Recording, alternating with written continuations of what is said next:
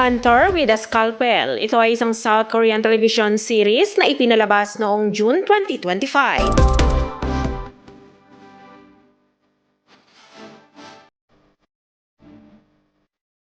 Ang Hunter with a Scalpel ay isang crime psychological thriller na naglalarawan sa proseso kung saan ang isang kilalang babaeng forensic pathologist na may antisocial personality disorder ay nahaharap sa anino ng kanyang ama na kanyang pinatay at kung paano nanganganib ang kanyang karangalan at buhay.